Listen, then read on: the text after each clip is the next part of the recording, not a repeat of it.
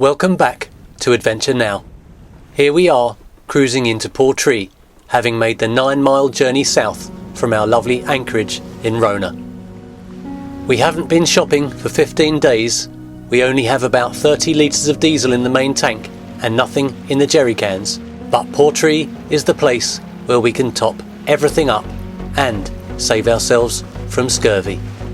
Civilization, Ashley. You nervous? Yeah. What do you say to people? What do you do? Hello. As children, we had dreams, and those dreams were wild and on fire. As adults, we cast them aside and say, when I retire. But our first thoughts were so wise, although I've no idea how. Growing up is a trap, and you know what comes now.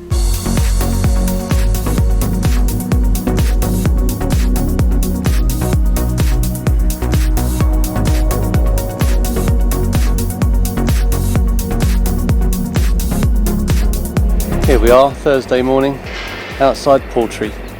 As they say, it's grim up north.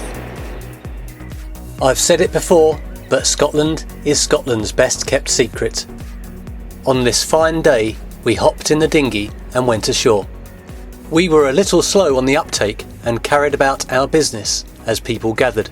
But once these guys started to pipe up, we realised that something was going on.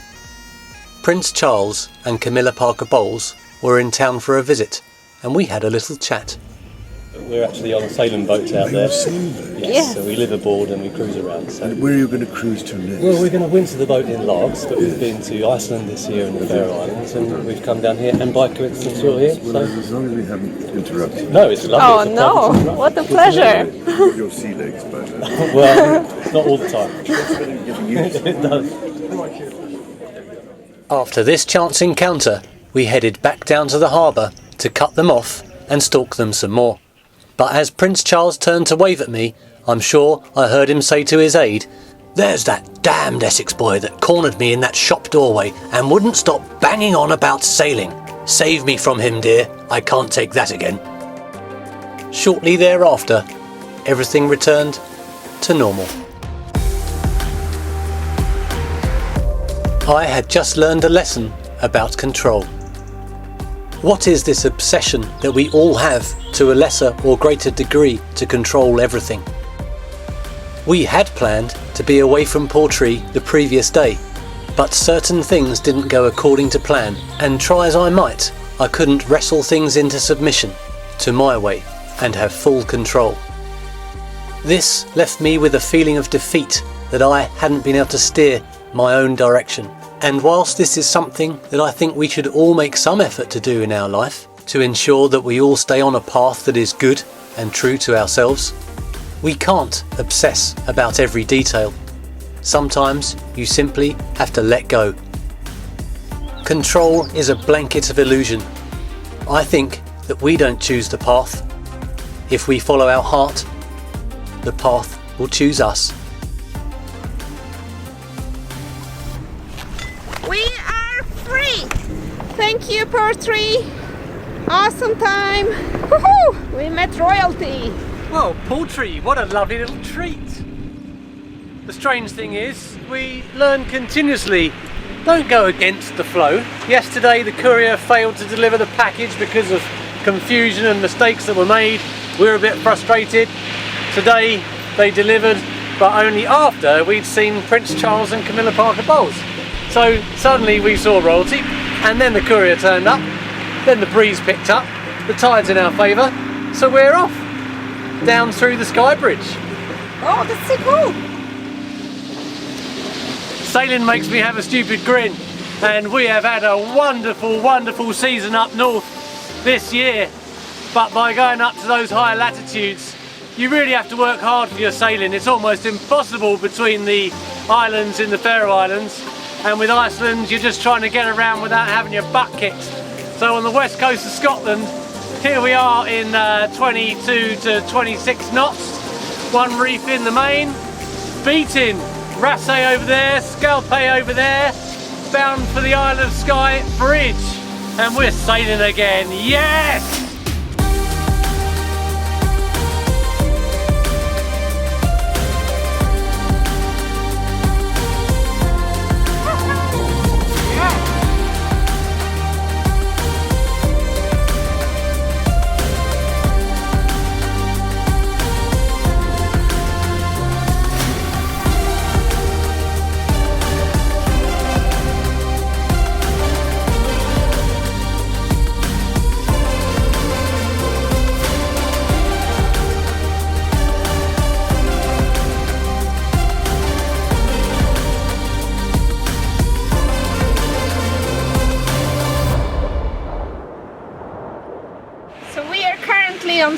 by, but Mark is not touching the wheel.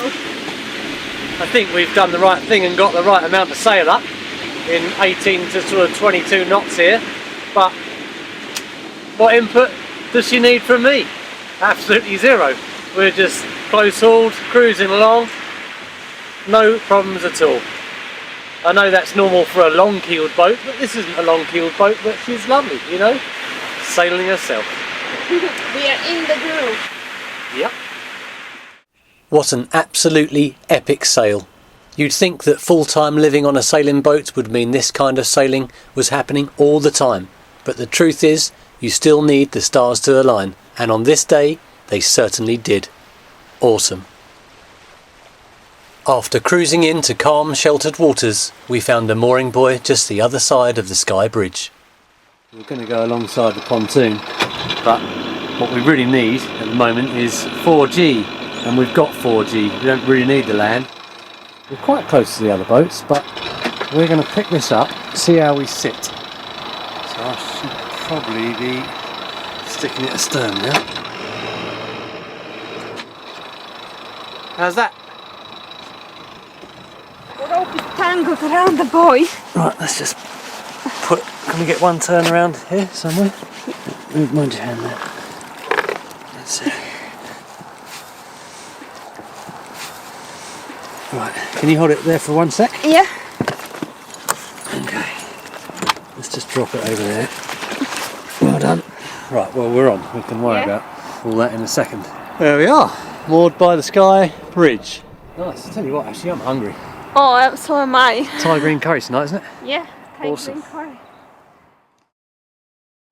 After dinner, we realised that in fact we weren't alone. To me it looked as if he wanted to go sailing, if only he could work out how. However, all of a sudden, the grass seemed to be greener, and off he went to look at another yacht. Now this behaviour all seemed a bit pointless, until it dawned on me. He'd arranged a liaison with his fancy bit on that dating app, Otters, and she said, "Meet me on the boat by the bridge." Now he's thinking, which boat? Why can't this just be easy? Because it never is, mate. You've been stood up. And of course, he hasn't got a phone with him, because there's nothing wetter than an otter's pocket.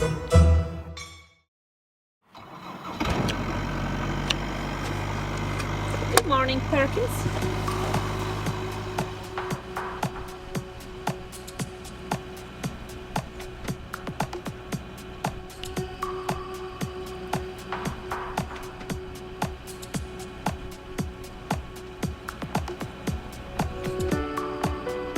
"18th of September, and I think today, I don't think I'm wrong looking at the way you're dressed and the way I'm dressed, it's got a bit of an autumnal feel here today, and there's a chill in the air. Yeah. I've got a hat back on. Asha hasn't taken her hat off. Here we are approaching the narrows of Kyle Rhea. The tide can race through here at 8 knots, so we have to time it right, which we did, and here we go through now. We do our very best to show this part of Scotland in its true beauty, but like anywhere, of course, there are problems. The problem with this place is not peculiar to Scotland. It has to do with time. Pretty much everything we look at as we leave it behind. The reality is that there are so many beautiful places to sail and so many beautiful anchorages to visit that you could lose a very, very long time indeed just cruising around the west coast of Scotland, and you'd be very happy. This place has a magic all of its own. The narrows at Kyle Rhea literally picked us up and spat us south down towards the Sandaig Islands, and all we could do was look over our shoulders and wave the beautiful scenery farewell until the next time. There's our anchorage, which is so peaceful and gorgeous.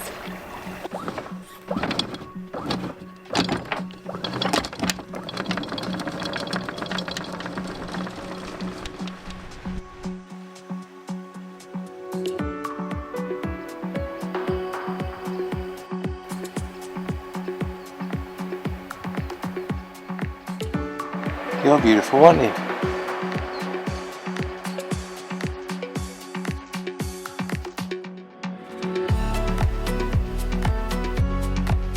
caught the crew snacking again. Are they sweet? Sandaig is well known as the place Gavin Maxwell shared his home with otters and wrote the book Ring of Bright Water. A beautifully intriguing place by day, surrounded by spectacular views and an air of mystery in the fading light.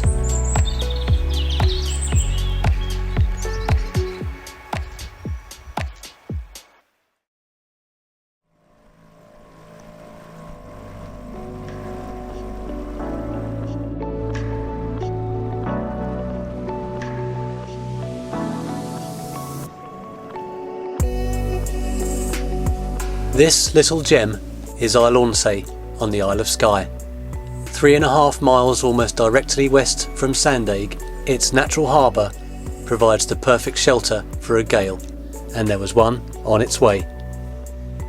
Taking visual cues from nature is always a good idea, and we noticed that in readiness for the gale, the ducks had already come inland. Their strategy was sorted. We decided to head to the pub to discuss our storm strategy over one small half.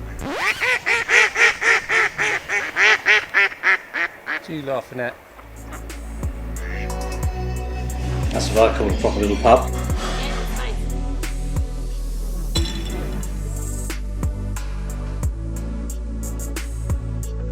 Well, we've got a bit of breeze here in Isle Ornsay at anchor. Forecast to be a gale 8 from about 3 o'clock this afternoon, and we're seeing consistent wind in the 20s, and I think the biggest gust we've seen so far is 32.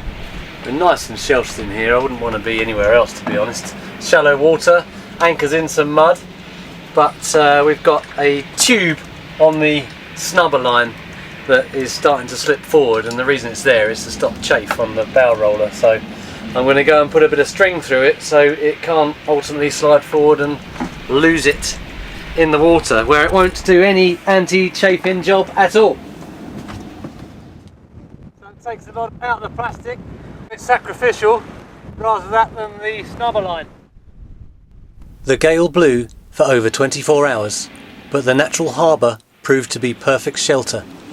The wind was stiff and steady, with a few lively gusts thrown in, but as usual, our trusty Rockner anchor did a wonderful job, and we didn't budge. By the morning, it was calm. I'm not saying I look sexy in those foul weather pants, but you look like a Teletubby. I look like a Teletubby? Charming. Well, let me tell you what this Teletubby is up to. We have had a pretty stiff gale here over the last 30 hours or so. We had one big gust of 47 knots. It's dropped down. There's another gale forecast to come from over there imminently, so within 6 hours.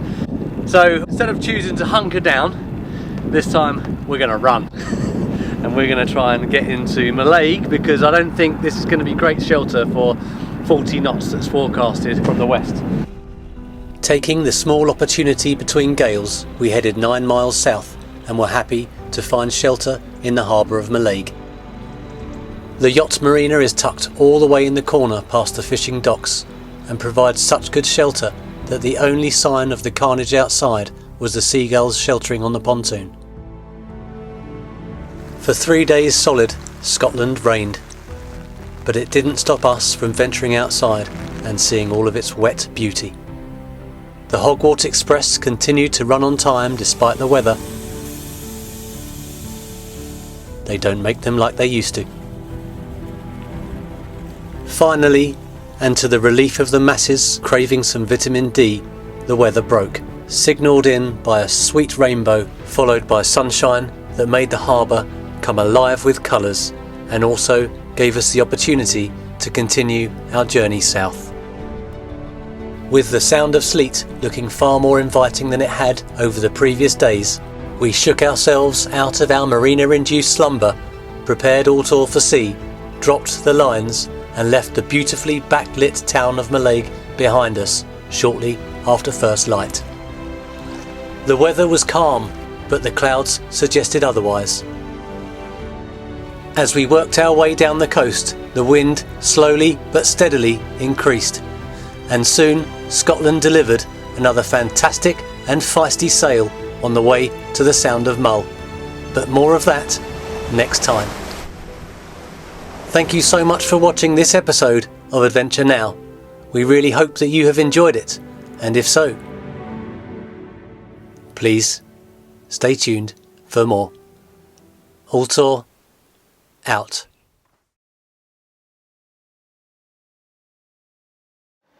This is the 26th of September. It is 12:45 p.m.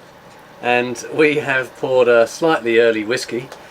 Sorry if this seems to be a bit of a habit, but we have just checked YouTube and we have just made 1,000 subscribers. So we are very, very happy about that, and thank you very much for subscribing and watching the Adventure Now journey. And thank you, Ashi. Cheers. Cheers.